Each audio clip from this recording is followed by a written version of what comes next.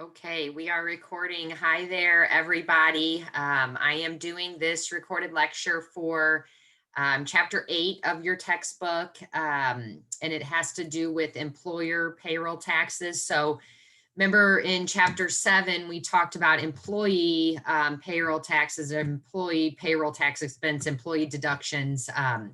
Now in chapter 8, we're talking about employer and the payroll taxes that the employer pays. So that's what we're looking at in chapter 8. I'm going to share my screen with you so we can get it pulled up here. Okay. And then let me make this big for us. Oh, hot dog. Okay, so chapter 8 again, employer taxes, payments, and then some of the different reports that we fill out. In this course, we don't get too much into actually filling out the tax forms. That's an upper level accounting function. We do that in accounting for payroll, which is ACC 321 or something like that. But anyway, we'll go over them and get a look at them. They are shown in your textbook as well. So some of the things that we're going to be going over this chapter. So calculating the amount of payroll tax expense and journalizing the entry for the deposit of employees' federal and state income taxes withheld and FICA taxes, both employees and the employer share and prepare the deposit. Journalize the entries for the payment of employers' FUTA and SUTA. Remember, that's federal unemployment tax and state unemployment tax. Create employers' quarterly federal tax return form 941. 941 is what is used for federal income tax, FICA Social Security, and FICA Medicare. Prepare W-2, W-3 forms, and then the Form 940. Form 940 is for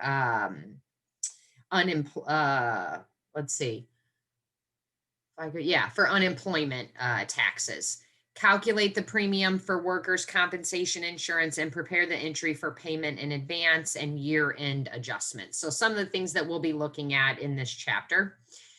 Okay, so employer identification number, we're going to see this as we start looking at some of these forms, and I do have on the PowerPoint what pages they're on in your textbook, but we're going to start looking at some of these forms, and when we do, we're going to see that every company is assigned an employer identification number. The EIN number is essentially like a Social Security number for the business. And so that's what it shows here. It's the employer's counterpart to Social Security number that is assigned by the Internal Revenue Service. So anytime an employer fills out these forms, the Form 941, which again, 941 is for federal income tax, FICA, Social Security, FICA Medicare, the W-2 form, the W-3 form, the Form 940, which is for unemployment taxes, any of these forms, tax forms that a company fills out, has to include their employer identification number or their EIN number. Again, it's just like our Social Security number, right? It's a Social Security number for a business, right? So employers' payroll taxes, and we did talk about this a little bit. So you are going to see some repeat from chapter 7. We talked about this a little bit in chapter 7, but the employer, if you think about the FICA Social Security, which is the 6.2%, the FICA Medicare, which is the 1.45%, those amounts are taken out of the employee's paycheck, right? The employee pays 6.2%, 1.45%. But remember, the employer also matches that. So when we think about the employer payroll tax expense, they got their portion of FICA, and then they also have SUTA, state unemployment, and then FUTA, federal unemployment. So those three things together make up the employer's payroll taxes, right?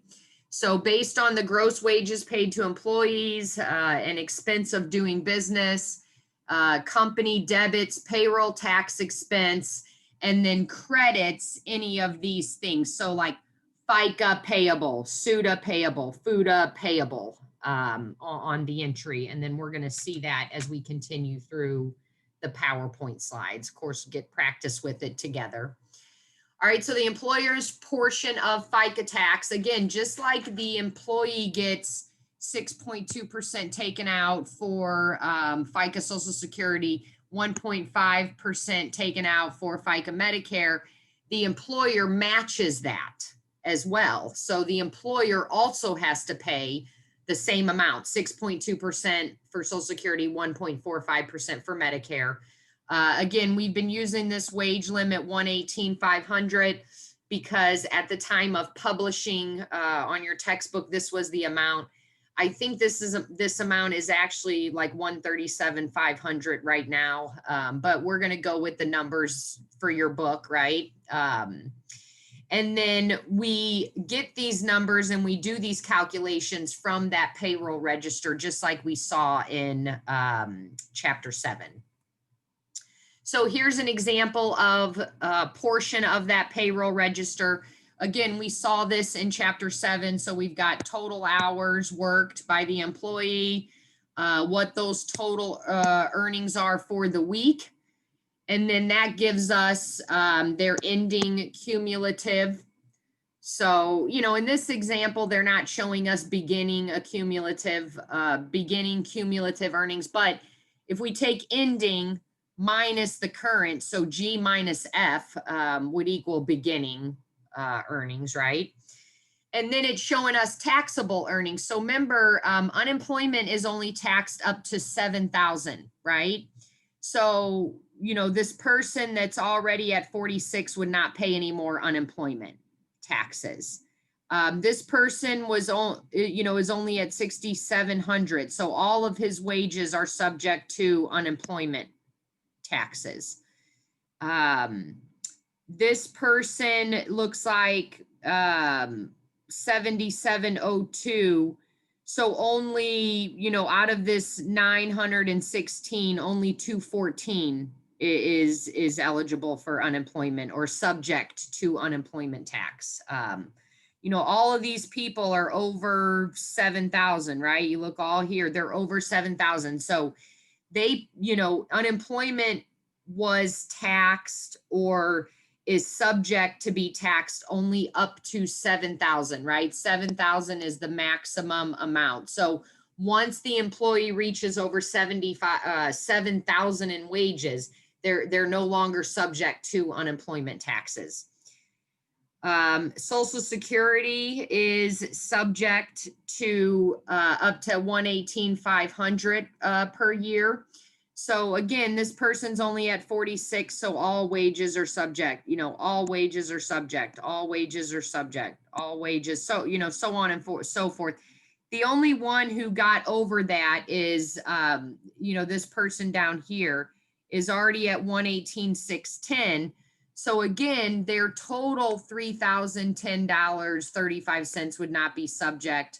Only up to 118,500 would be subject. So only 2,900 of the wages are subject, not the 310, right? Because if we took the whole, not 310, excuse me, 3,010. Because if we took the whole 3,010, that would put us over the 118,500. So we only want up to 118,500. And then Medicare taxes, again, that's on all wages. So, you know, the column F equals the same as column J. All wages are subject to Medicare taxes.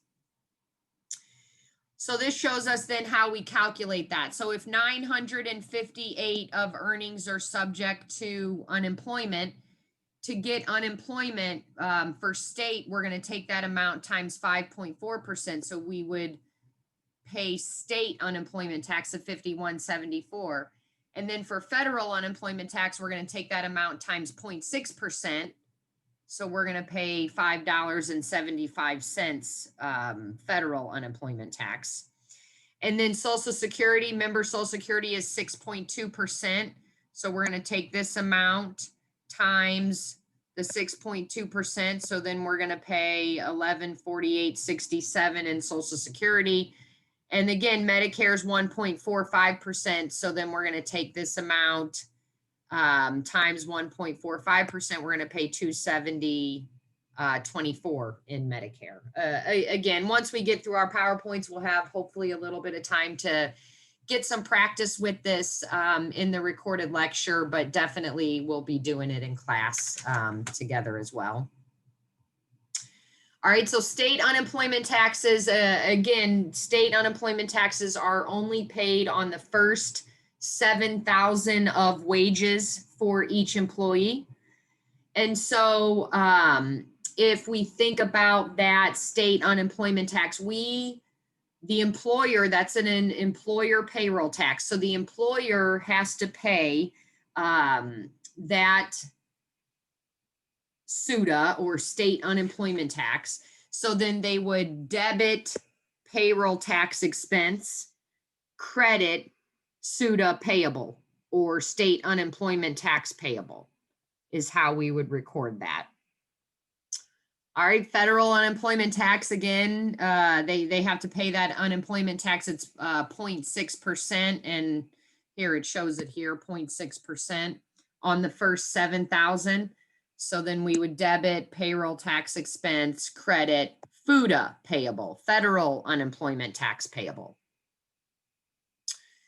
All right, so steps for recording payroll. Again, we talked about these in chapter 7. Now we're just looking at recording the employer side of it, the employer portion of it as well, right? So record the payroll for the present period in the payroll register. We did that in chapter 7.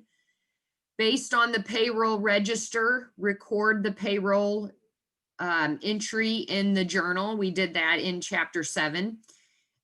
Based on the taxable earnings column of the payroll register, record payroll tax expense in the journal, right? So this is on the employer side, payroll tax expense.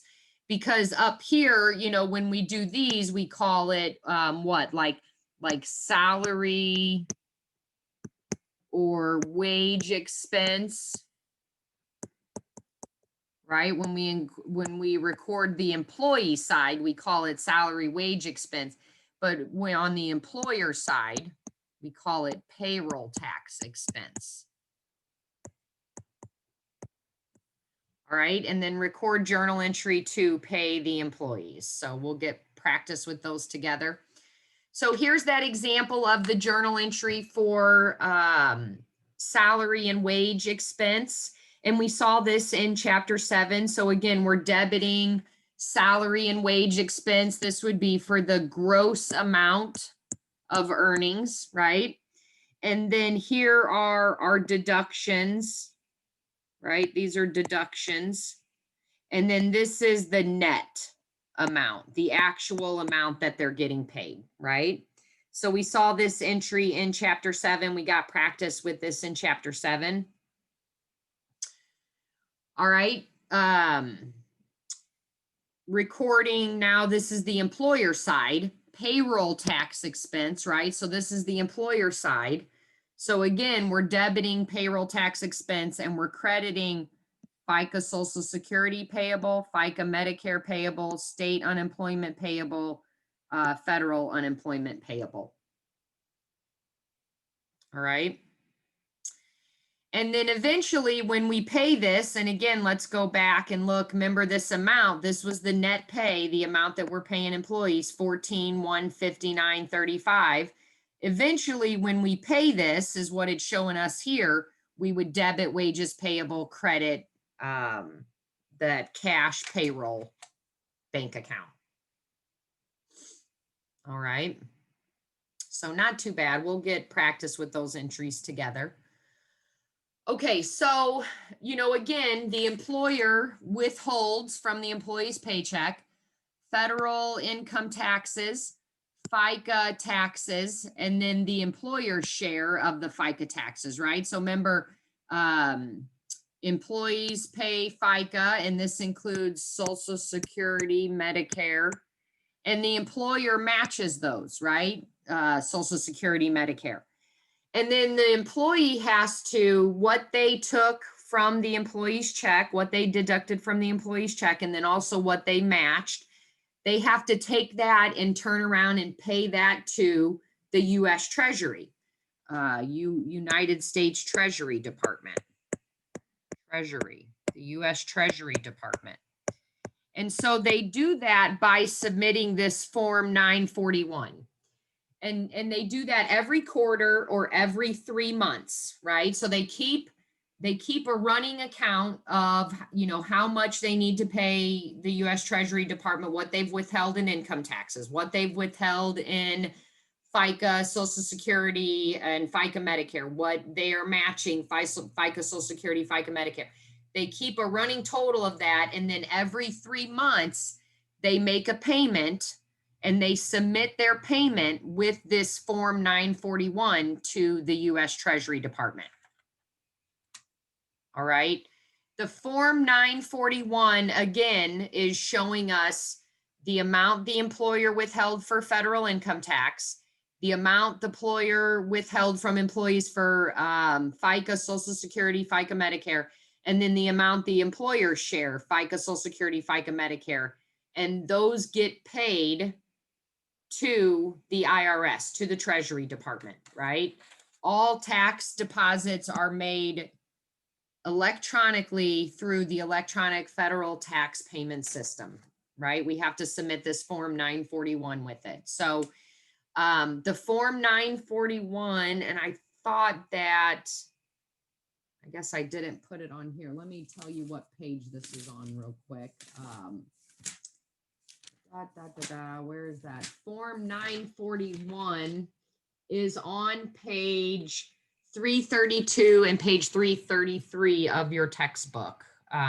If you want to take a look at that and how that is presented.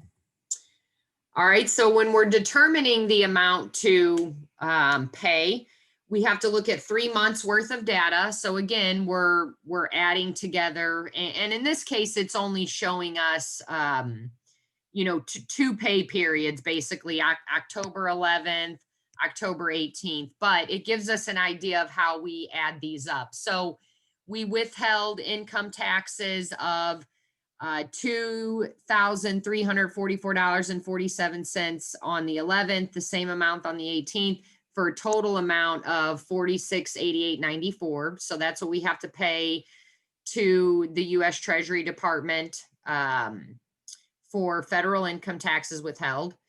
And then we've got the employee's share of FICA, the employer's share of FICA. So we have to pay a total of $10,364.58 to the US Treasury Department, to the IRS.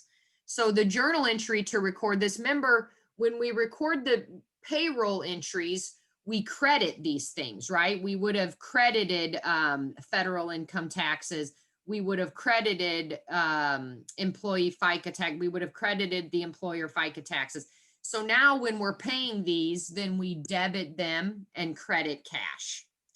So we debit the taxes that were withheld from the employee's paychecks and that we matched, and then we credit cash.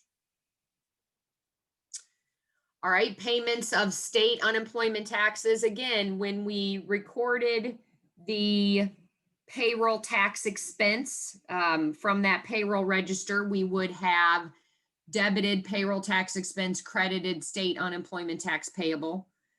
So now when we get to the end of the year or to the end of the quarter, we would debit SUTA payable, credit cash.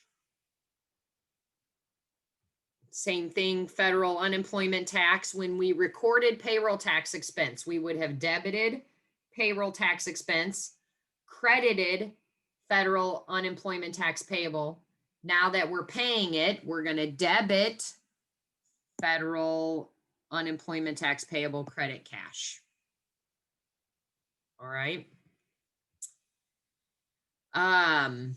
Deposits of employees' state income tax. So many of us, not all of us, some of us, I guess, live in Missouri. So when we're paying, we take the state income taxes out of the employee's paycheck, and then we have to turn around and pay those to the state, in our case, Missouri Department of Revenue.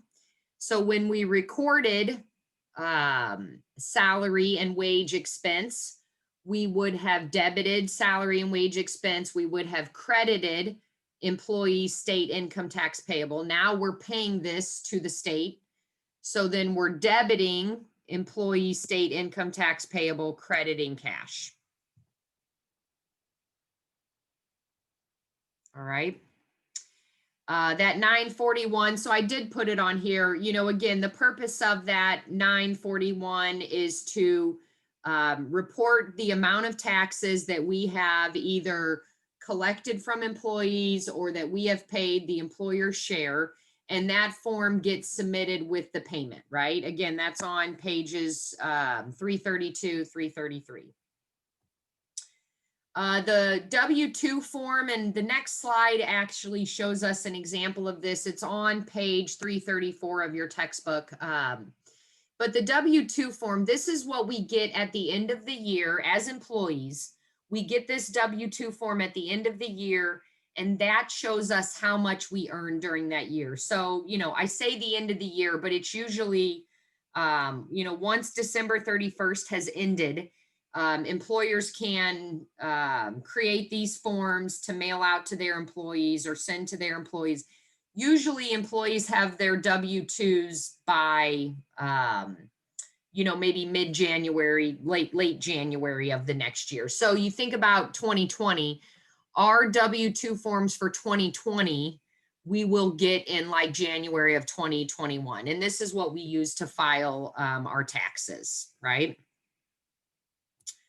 Here's an example of that W-2 form. Again, this is in your book. What did I say? Page 334 for you to look at. But everybody usually gets this either in the mail, or your company might email it to you or give you a different, another way that you can access it electronically. But this is what we use to then get our taxes done, right? To file our taxes for the year. So it shows us, this would be total wages and tips earned, federal income tax withheld, FICA Social Security withheld, Medicare tax withheld. In this case, this person did not, there's also state income tax withheld down here as well. In this case, this person did not pay into any retirement plans or anything like that. If we had like some type of flexible spending account or dependent care benefits account, those would have been listed here. If we paid into some type of retirement plan, that information would have been listed here. So, we don't have any of that on this case, but you can see how it shows federal income tax withheld, Social Security income tax withheld, Medicare tax withheld. All right, and so then the Form W-3, if a company, say a company has 10 employees, if it takes the W-2s of all 10 employees and it adds all that information together, that's what's found on the Form W-3. So the Form W-3, which again, it's going to show us on the next slide, the Form W-3 is the wages for all employees. It's the federal income tax withheld for all employees. It's the FICA Social Security withheld for all employees. It's the FICA Medicare tax withheld for all employees, right? So again, if we have 10 employees and we take all 10 W-2s, we add all of that together, that's the information found on the W-3. And so the W-3 is the wages and earnings statement tax for the employer all together, right?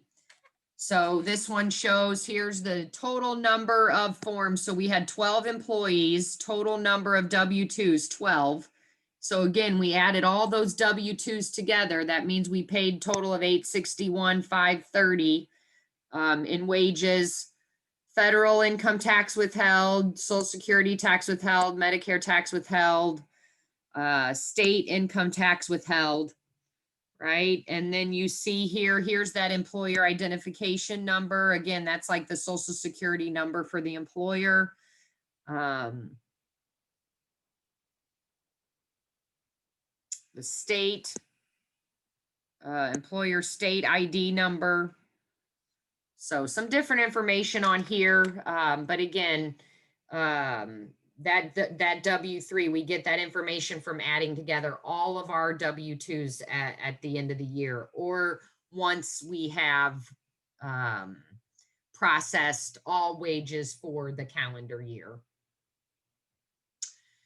All right, the Form 940 I mentioned, Form 940, and this is on page 338, 339 of your textbook. The Form 940 shows the unemployment taxes. So employers must submit the Form 940 by January 31st following the close of the calendar year. And this shows total wages paid, total wages subject to federal unemployment tax. Again, page 338, 339. At William Wood, again, this is a more advanced accounting, filling out these tax forms. This is a more advanced accounting function. We do this in upper level accounting courses, namely accounting for payroll, and then also taxation. All right, workers' compensation insurance. We mentioned, we've talked about this before. We talked about this in chapter 7. Again, workers' compensation is there to cover an employee in case that employee is hurt on the job. So workers' compensation insurance, will be based on the cost of workers' compensation insurance is usually based on the industry and how many accidents there are within the industry, how many injuries there have been at the company, right?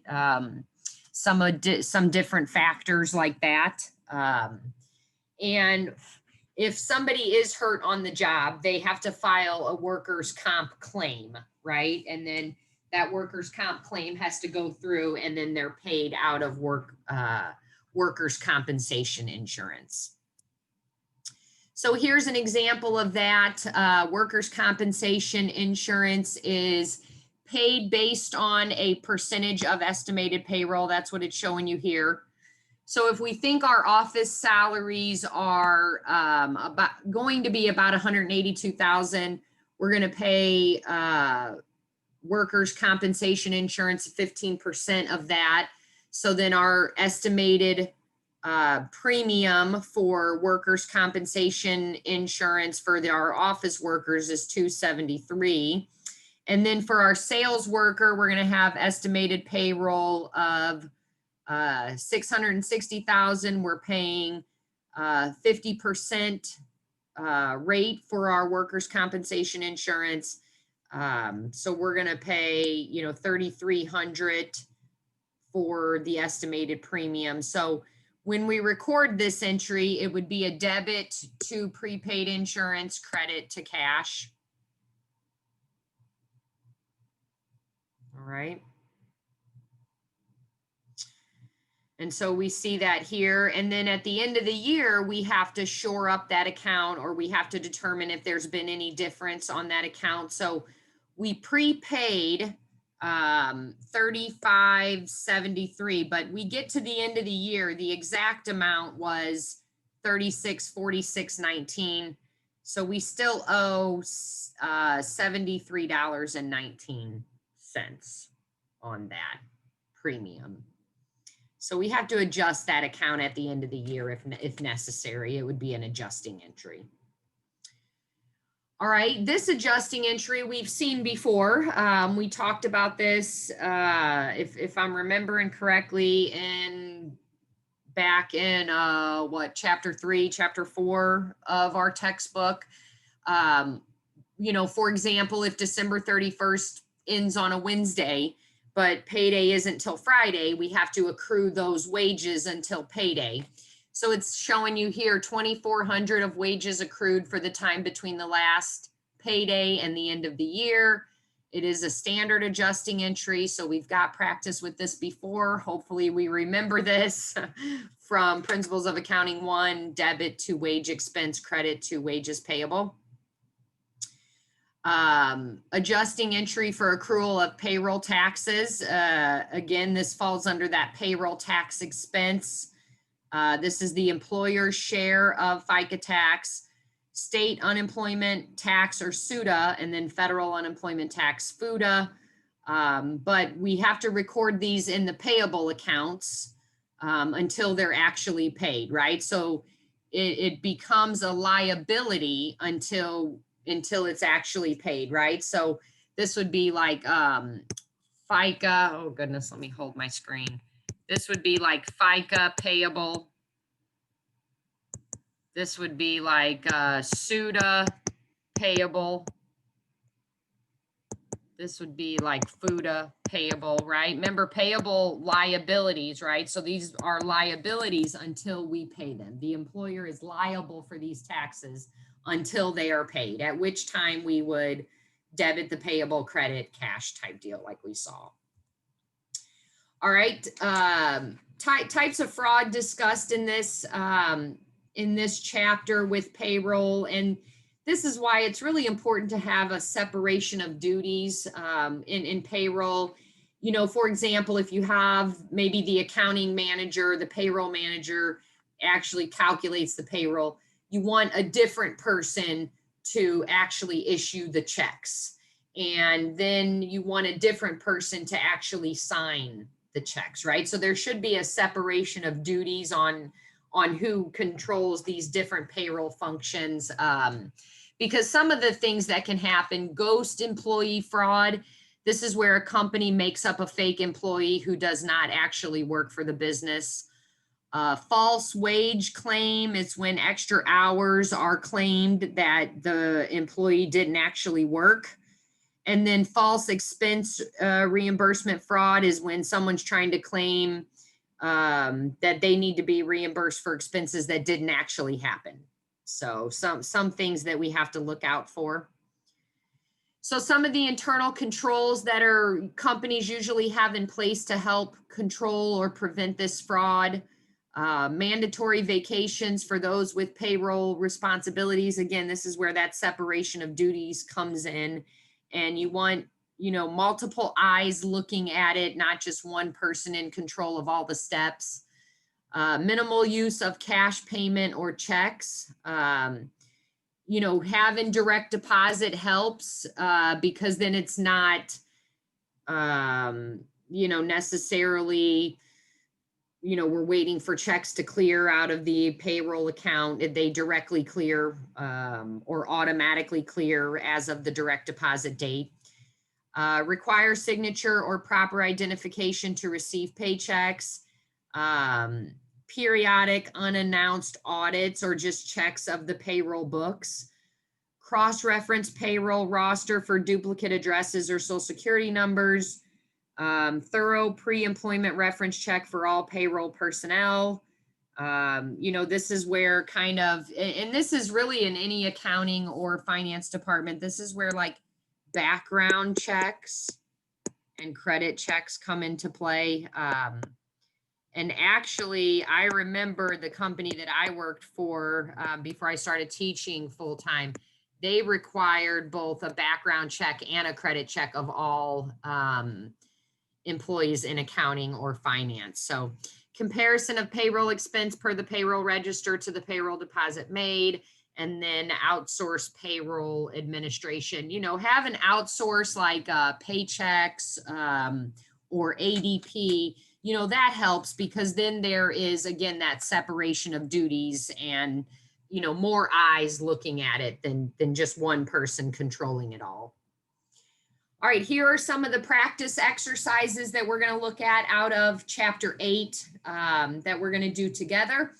And we're at about, on this recorded lecture so far, about 33 minutes. So we'll have a little bit of time to get some practice with these together. So I am going to stop sharing this. Hi there. And then I will get the Excel document pulled up here. Okay, so a couple of these that we can do together. Exercise 8-1 is our first one. And so this is, of course, out of your textbook. And so this one says, calculate taxes and prepare journal entry to record payroll tax expense. So remember, payroll tax expense consists of what? Social Security, Medicare, SUDA, and FUTA, right? Those are going to be the taxes that we're calculating, right? Social Security, Medicare, SUDA, and FUTA, right? And so it gives us this information in the book. Social Security tax is 6.2% on first 118,500 of wages. Medicare tax is 1.45%. FUTA is 0.6% and SUDA is 5.4% on first 7,000, right? And it already gives us this information, so we don't have to calculate none of this, although we did get practice doing this in chapter 7 together. Now we just want to calculate what our total is going to be. So let's make a column for FICA,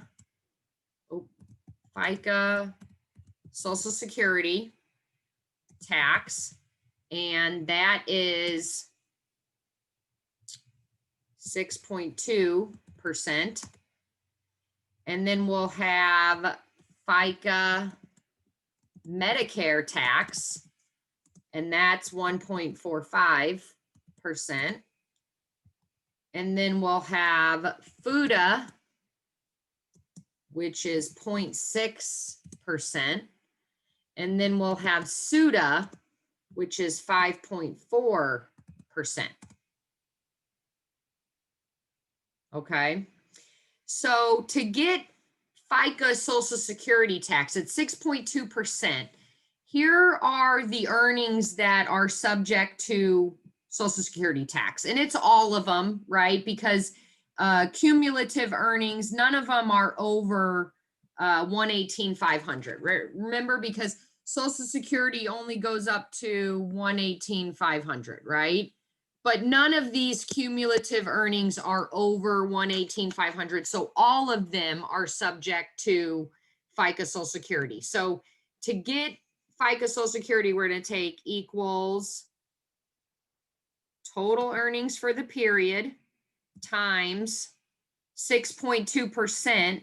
If we put this into a decimal, 0.062, 6.2%. Right? So then we've got 119,978. Again, we're taking our total earnings times 0.062, 6.2%. Now, in this case, because if you notice, total earnings equal, all of these numbers are the exact same as our Social Security taxable earnings. Again, because this is the beginning of the year, and so far, total earnings is all they've earned. That's the total for the whole year, right? That's all these numbers are equal, right? Total earnings are equal to ending cumulative earnings. That's all we've accumulated so far, right? And so we're just taking our total earnings, which, you know, we could do it times this also. And let's do that. So what this is F9, but you're going to see it's the same number, right? And this is F10, again, same number, right? Okay, equals 483 times 0.062 equals 679 times 0.062 equals 578 times 0.062 equals 546 times 0.062. And so our total equals the sum of all of these employees together. So total is 296.67. And here maybe I'll do this because I put the borders on the other ones. Uh-oh.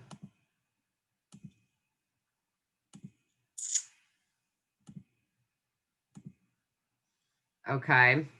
FICA Medicare is 1.45%. So, you know, again, we can look at this Medicare column and we would calculate our numbers based on that, but it's the same as total earnings. Cause again, this is like the first paycheck of the year, right? So that's all we've accumulated so far. That's our cumulative earnings as well. But again, we're going to take equals taxable earnings times 0.0145. That's 1.45%. And we can just drag these down, really. It'll pre-fill the thing for us, right? It's taken G14, G13, and equals the sum. We pull this over, that fills that in for us, okay.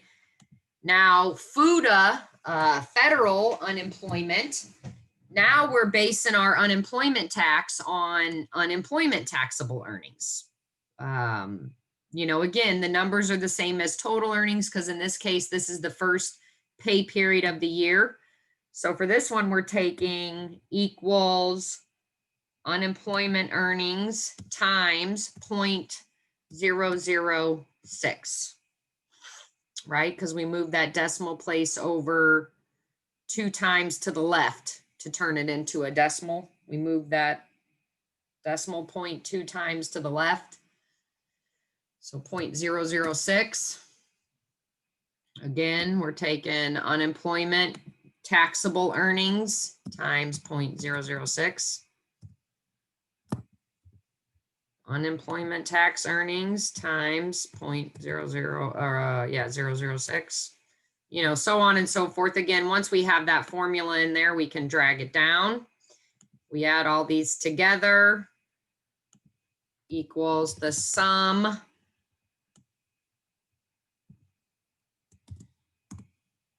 okay. And now finally SUTA, or state unemployment. So again, we're still looking at taxable earnings for unemployment. So we're taking 1932 times let's see, 0.054 is 5.4% as a decimal. Right, so equals unemployment wages times 0.054. And again, once we have that formula in there, we can just drag it down to fill up the rest of them. And then it just takes, like, you know, you see it up here, E14 times 0.054. So that's this E14 times 0.054, right? Just like we did, equals the sum of all of these together. Okay. So now we can say total payroll tax expense equals FICA Social Security plus FICA Medicare plus FUTA plus SUTA. 653.15. Okay. And so once we have that number, now we can do our journal entry. And so instead of trying to write this, since I'm not very good at writing, I am going to just type in the journal entry. So again, this is our debit to payroll tax expense, right? So this journal entry, we would debit payroll tax expense for the total amount we calculated, 653.15. Then we would credit all of these four individual, right? We credit each of these. Credit these accounts. Credit payable accounts. Okay, so we're going to credit, oops, hot dog. So we're going to credit first FICA, Social Security payable, 296.67.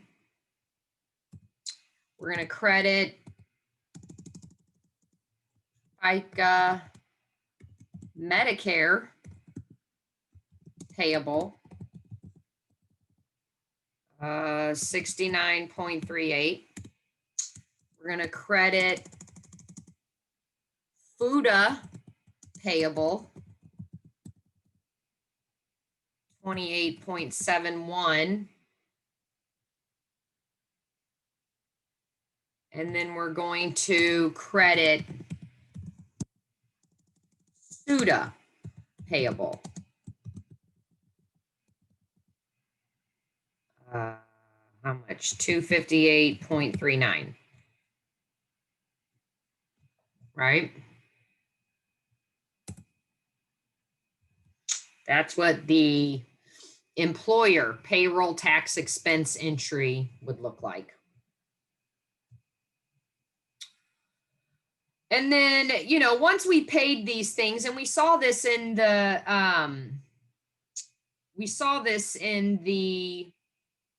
PowerPoint, but once we paid these things, then we would just, so this here, let me put a little note under here. So this entry, record employer payroll tax expense, right, is the purpose of this entry. But now once we pay it though, we would debit these things. So we would debit these four things. Debit, debit, debit for these same amounts here.